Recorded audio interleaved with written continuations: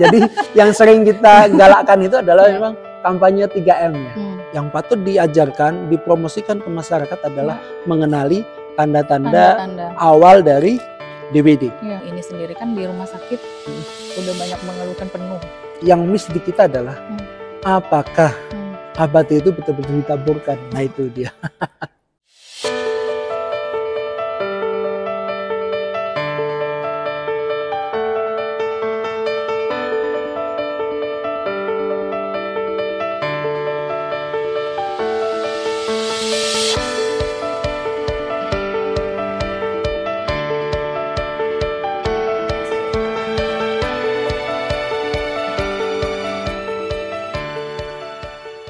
Assalamualaikum warahmatullahi wabarakatuh. Halo sahabat Insight, ketemu kembali bersama saya Dina Prihatiniwardoyo di Insight Talk. Sahabat Insight, kali ini pembahasan kita terkait dengan penyakit demam berdarah dengue atau biasa disebut dengan penyakit DBD. Sudah hadir bersama saya narasumber kita, Kepala Bidang Pencegahan dan Pengendalian Penyakit Menular Dinas Kesehatan Provinsi Kalimantan Barat, Dr. Izudin Fatoni, SPKO. Kita langsung sapa. Assalamualaikum. Waalaikumsalam. Pak Izudin, Siap. saya boleh panggil. Terima kasih waktunya. Siap, seperti yang sudah saya sampaikan tadi, Pak, kita akan membahas terkait dengan penyakit DBD. Mungkin untuk Provinsi Kalimantan Barat sendiri, dari 14 kabupaten kota, data yang ada di Dinas Kesehatan Provinsi gimana, Pak? Baik, sahabat Insight yang berbahagia, izin saya sebagai Kabid P2P dari Dinas Kesehatan Provinsi bisa sedikit sharing tentang kondisi terkini di bulan November ini pada kasus DBD, demam berdarah dengue. Jadi kita melihat bahwa memang dari 14 kabupaten kota semuanya tidak ada yang terbebas dari DBD. Angka kasusnya juga tinggi ya. Dan di Indonesia seluruh provinsi menurut data Kemenkes juga sedang mengalami kondisi yang serupa. Karena memang faktor alam juga berpengaruh, di mana nanti El Nino itu diperkirakan baru nanti akan berakhir bulan Maret, ya, jadi pemanasan global dan juga sekaligus kita sudah memasuki musim penghujan, musim di mana nyamuk sudah mulai berkembang biak. Jadi seluruh wilayah di Kalimantan Barat, provinsi, ya seluruh kabupaten kota sudah terkena kasus DBD. Oke, karena tadi Pak Izudin sudah menyatakan bahwa di Provinsi Kalimantan Barat, khusus 14 kabupaten kota ya Pak, semuanya sudah ada ini. Nah, terkait dengan untuk di Kota Pontianak mungkin nanti Pak Izudin bisa spesifik boleh. Ya, untuk jumlah kasus di Kota Pontianak ini mencapai 108 kasus ini Pak. Kemudian menyusul Kabupaten Kuburaya. Penanganannya sendiri hingga nanti El Nino berakhir di 2024 ya Pak berarti ya. Itu apa yang sudah dilakukan dan akan dilakukan oleh Pemprov Kalimantan Barat sendiri Pak? Ya, jadi seperti yang Kak Dina sampaikan tadi, data selalu tersedia ya. Artinya kita memang harus transparan dalam hal ini terkait dengan data angka kesakitan maupun angka kematian. Kalau tadi disebutkan Kuburaya dan Pontianak, maka saya sebutkan juga dalam periode minggu ke-45 tahun ini di bulan November itu sudah terjadi kasus kesakitan 5.235 dan angka kematian sudah 61 ya. Ini data per hari kemarin tanggal 14 November ya. Dan Kuburaya memang angka kesakitannya tinggi ya, 1061 kasus. Ya, kemudian kalau Kota Pontianak 108 ya. Itu yang tercatat per 14 November kemarin ya. Jadi angka ini akan terus bertambah. Ya, bukan hanya karena El Nino, tapi karena memang kita tahu bahwa sebetulnya terkait dengan pertanyaan tadi apa yang sudah dilakukan oleh Pemprov, maka Pemprov sesungguhnya telah memberikan surat edaran terkait kewaspadaan dini yang juga disampaikan oleh pemerintah pusat tentang adanya DBD dan perubahan iklim El Nino ini. Dan secara khusus juga Bapak PJ Gubernur juga sudah memberikan surat edaran ke seluruh kabupaten kota untuk mengaktifkan kembali pokjanal-pokjanal yang ada di masyarakat, mengaktifkan kembali upaya-upaya gotong royong dalam hal pengendalian DBD ini. Nanti kita akan jelaskan bahwa memang kasus DBD ini meliputi penanganan 3 aspek ya. Aspek promotif, preventif, dan kuratif. Dan secara kewilayahan itu semua memang sudah dilakukan oleh dinas kabupaten kota masing-masing karena memang provinsi tidak memiliki wilayah untuk menggerakkan puskesmas secara langsung gitu. Ya, Pak, karena kawasan masing-masing dari 14 kabupaten kota ini tergantung dari kepala daerahnya masing-masing. Adakah penanganan yang sudah dilakukan? Ini kan tiap tahun ya Pak ya, dan terjadi setiap tahun. Meski bulan ini cukup meningkat ya. Nah, adakah kabupaten atau kota yang menjadi acuan atau sudah melakukan gerakan-gerakan seperti apa penanggulangan DBD ini sendiri? Siap. Jadi selaku pemerintah dimanapun dia berada tentu bertanggung jawab atas kesehatan warganya ya. Dan kami memang menghadapi DBD ini sudah dari dulu kan DBD ada dan memang ada siklus 5 tahunan, artinya tiap 5 tahun itu sesungguhnya kasus bisa diprediksi akan meningkat. Tetapi memang yang kita rasakan setelah beberapa dekade yang lalu dibandingkan dengan sekarang itu berbeda adalah aspek penggerakan masyarakatnya. Jadi saya katakan tadi ada 3 aspek ya. Pertama promotif. Promotif itu dalam hal bagaimana perilaku masyarakat. Sangat penting artinya buat penanganan dan pengendalian DBD itu perilaku masyarakat itu diupayakan agar sesuai dengan keinginan kita untuk ikut membantu pengendalian kasus DBD. Misalnya begini, pengendaliannya adalah untuk kasusnya itu masyarakat dapat melakukan secara bergotong royong bersama-sama melakukan kebersihan lingkungan. Karena kita tahu bahwa DBD ini virusnya dibawa oleh vektor yang bernama nyamuk. Nyamuknya bernama Aedes aegypti atau Albopictus ya. Nyamuk belang-belang. Ya, dia kita tahu udah lama ya, kita ketahui bahwa dia hidupnya di air-air bersih, air-air yang tergenang, di kolam-kolam ikan kita, di bak mandi kita, di gentong-gentong air kita, hidup dia di sana. Apalagi yang tersembunyi misalnya di pelepah-pelepah pisang. Dia bisa bertelur dan telurnya itu menetas sebagai jentik di sana. Nah itu yang memang secara birokrasi kami agak susah itu untuk menjangkau seluruh rumah untuk datang. Ayo kita ini yuk buka apa namanya kolamnya, buka gentong airnya, kita amati jentiknya, kita buang airnya dan lain-lain. Karena memang tenaga kesehatan kalau tidak dibantu dengan pamong prajanya ya, dari kecamatan, RT, RW-nya yang punya warga gitu ya, atau dari keluarga itu sendiri, kita akan sangat kesulitan. Dan memang ini bukan hanya upaya dari kesehatan ya. Dan pengendalian itu harus memang ada banyak pihak ya Pak, bersama-sama ya. Siap. Jadi yang sering kita galakkan itu adalah memang kampanye 3M ya. Menutup, menguras dan mendaur ulang sampahnya. Jadi kalau dulu menimbun ya. Jadi ditutup betul-betul gentong air itu supaya nanti nyamuknya ya tidak bertelur di sana ya. Kemudian menguras kalau memang di dalamnya sudah banyak jentik-jentik. Kemudian ya mendaur ulang sampahnya yang memang sampah-sampah yang terbuka yang bisa menampung air ya kita daur ulang atau kalau tidak ya kita timbun. Nah itu kan perilaku yang memang kita harapkan itu karena sangat penting artinya pengendalian vektornya.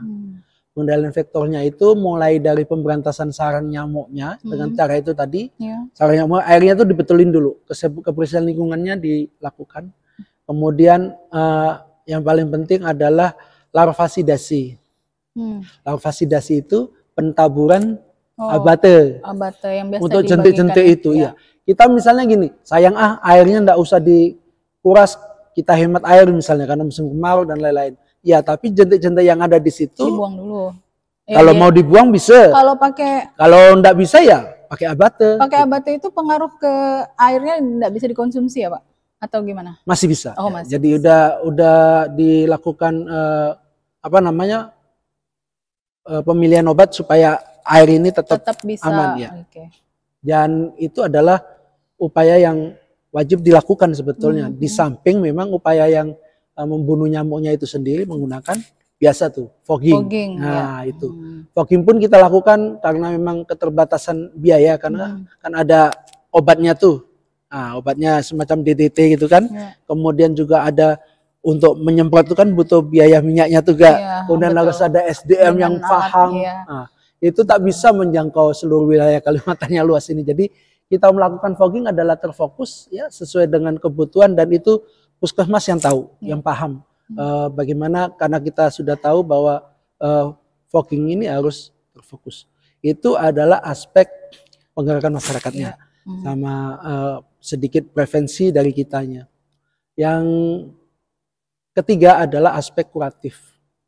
Aspek kuratif itu aspek tata laksana ya. Enggak apa-apa ya, agak panjang dikit. Enggak apa-apa. Biar sahabat Insight lebih paham terkait ini. Karena kan kesadaran masyarakatnya kalau sempat Pak PJ Gubernur juga menyatakan kesadaran masyarakat itu yang paling penting untuk ini. Silakan Pak, dilanjutkan. Jadi dari aspek kuratif itu yang paling penting adalah kita deteksi dini ya. Jadi deteksi dini kalau ada gejala-gejala yang memang mengarah ke DBD ya harus segera dibawa ke fasilitas kesehatan gitu, ke tenaga kesehatan supaya nanti penanganannya cepat. Kalau penanganannya deteksi dininya gagal berarti dia udah terlambat. Deteksi dini itu maksudnya masyarakat dan semua orang harus paham gejala-gejala yang dialami penderita pada saat dia menderita DBD. Misalnya ya ada demam gitu ya, demam bifasik artinya naik kemudian nanti tiba-tiba dia turun di hari ketiga keempat itu turun dan itu belum berarti dia sembuh. Jadi kalau kita datang ke puskesmas demam kemudian dikasih obat kemudian dingin, nah itu hati-hati tuh. Belum tentu dia harus waspada. Harus waspada. Jadi tetap harus dibawa ke puskesmas apalagi apabila ada selain demam ada tanda gejala yang lain, kaku kuduk, nyeri di seluruh badan ya karena ini virus ya, nyeri di seluruh badan, kemudian ada mual, muntah, nyeri perut. Nah nyeri perut ini yang sekarang jadi lebih khas. Kemudian ada mulai muncul bintik-bintik, dibanding bintik-bintik itu sekarang lebih khas di perut, nyeri perut, mual gitu. Apalagi ada diare kemudian muntahnya sudah warna hitam atau merah gitu karena darah ya. Nah itu yang harus cepat diwaspadai itu karena itu tanda-tanda bahwa sudah terjadi pemecahan dari pembuluh darahnya gitu. Yang kita khawatirkan dari DBD itu sebetulnya DBD itu self-limiting disease karena dia virus ya. Virus itu sebetulnya bisa kalau daya tahan tubuh kita kuat ya, dia bisa sembuh dengan sendirinya tanpa diobati. Cuman kita harus bisa menahan supaya pembuluh darah kita itu tak cepat pecah. Dan kalau terpecah kita harus konsumsi cairan terus karena pecahnya di kapiler-kapiler susah kalau kita mengantisipasinya. Jadi tetap dikasih air terus supaya nanti darah yang keluar itu bisa tercover volumenya dengan air minum itu tadi. Jadi yang patut diajarkan, dipromosikan ke masyarakat adalah mengenali tanda-tanda awal dari DBD. Kemudian mengenali juga ketika disuruh pulang adalah kapan harus kembali untuk kembali berobat. Siap. Supaya nanti tidak sudah shock gitu ya, sudah pendarahan banyak, sudah hilang kesadaran baru dibawa. Ya itu yang rata-rata ya itu karena terlambat itu ya Pak. Rujukan terlambat dan kita kan memang kontur dari geografis kita kan susah ya kalau menuju ke akses ke rumah sakit atau ke puskesmas itu kan jauh. Kalau kita bayangkan Pontianak sih nyaman ya. Kalau di kota Pontianak ya Pak. Iya, kalau di daerah-daerah lain ya. Siap. Oke, Pak berarti tadi ini apa baru ditemukan atau gimana Pak? Yang biasa kan kita kenal masyarakat tuh taunya kalau udah bintik-bintik itu penyakit DBD itu ya Pak ya. Tapi sekarang ini yang Bapak sebutkan itu nyeri di perut itu baru atau gimana Pak? Sudah lama itu.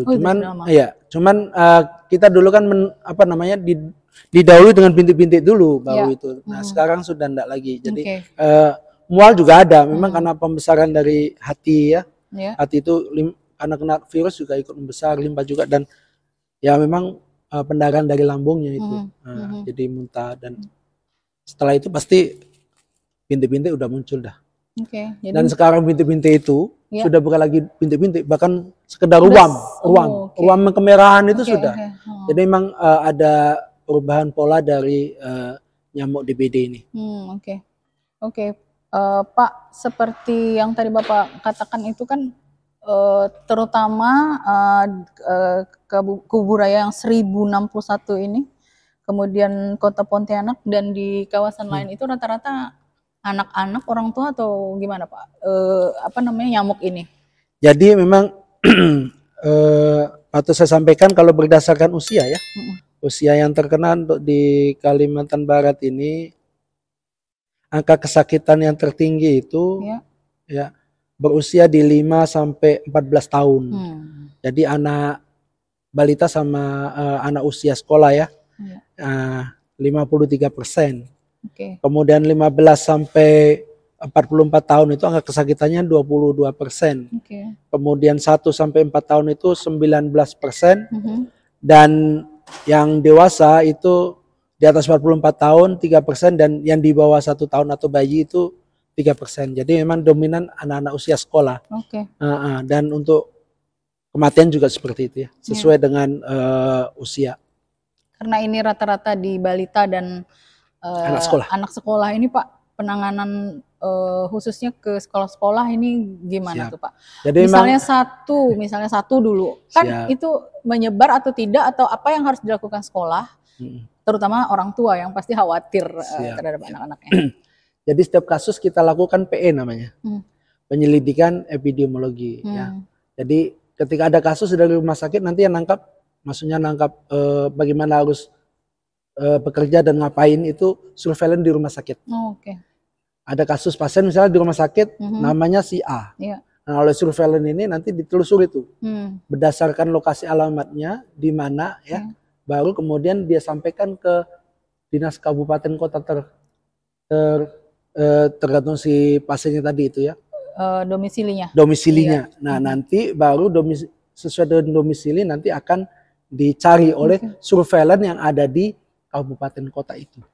Gitu. Sama juga dengan ketika ada kasus bukan rumah sakit settingnya, tapi di puskesmas.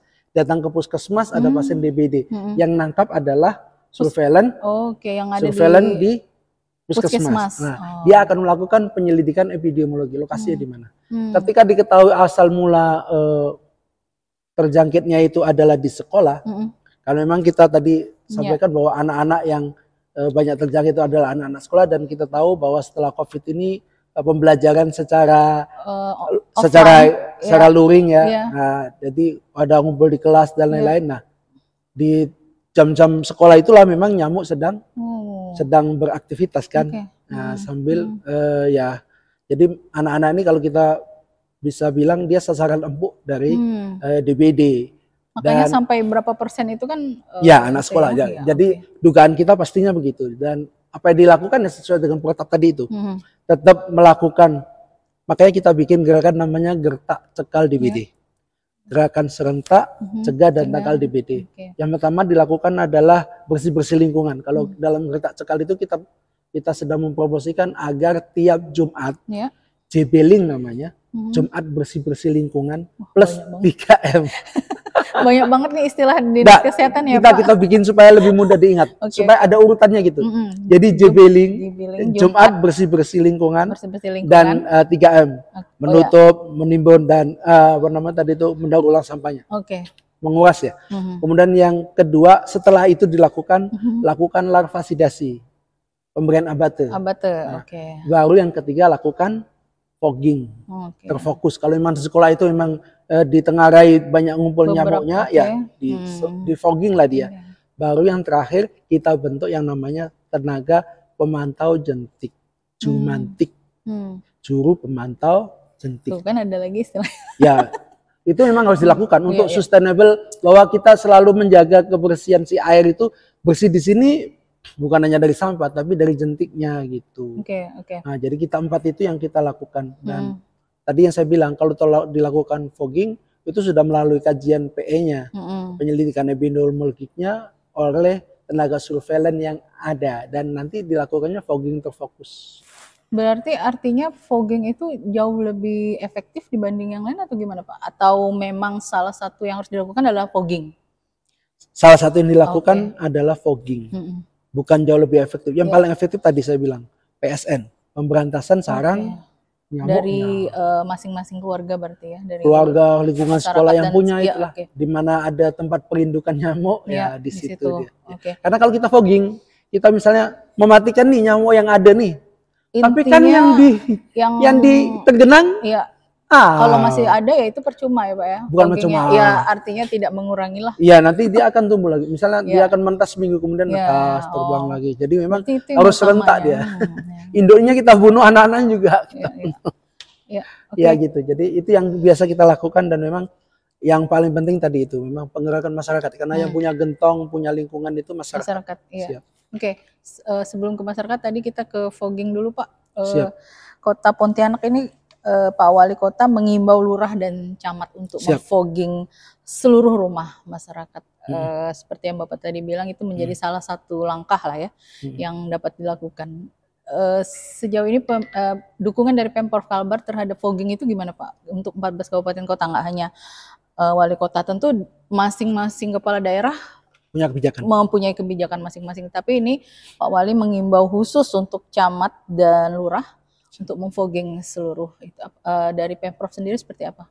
Jadi kami tak bisa intervensi langsung ya pada Bapak Ibu Kepala Daerah ya, karena memang kita tidak punya wilayah, dan yang memiliki kajian khusus terkait dengan wilayahnya kita sudah percayakan kepada Dinas Kesehatan Kabupaten Kota masing-masing yang bisa memberi pertimbangan. Jadi selama apa yang dilakukan itu sesuai dengan prosedur yang tetap ya, protap dan SOP yang benar, ya kita dukung saja.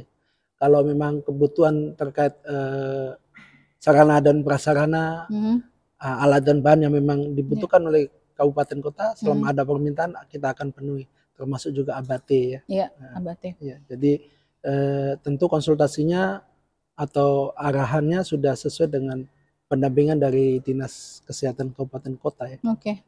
Pak, dari lingkungan yang tadi dari masyarakat itu sendiri, kita tujuan utamanya adalah membunuh jentik-jentik yang menjadi itu sarangnya gitu ya Pak ya, atau ininya DBD gitu.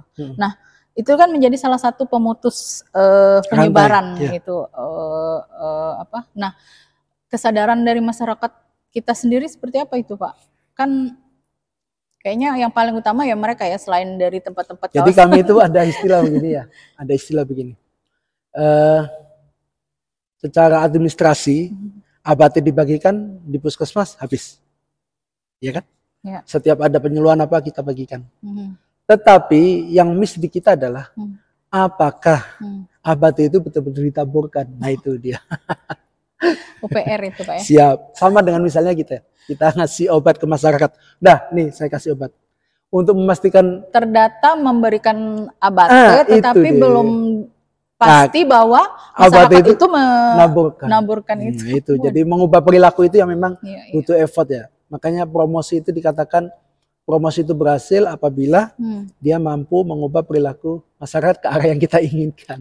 Kalau belum berhasil ya belum bisa dikatakan berhasil. Dan itu kami butuh kader-kader yang ada di tiap RT RW ya. Makanya harus ada penggerakan lagi pokjanal, kemudian kader-kader kesehatan yang ada di masing-masing kecamatan ya, untuk bisa membantu kami lah sama-sama ya, menyadarkan masyarakat.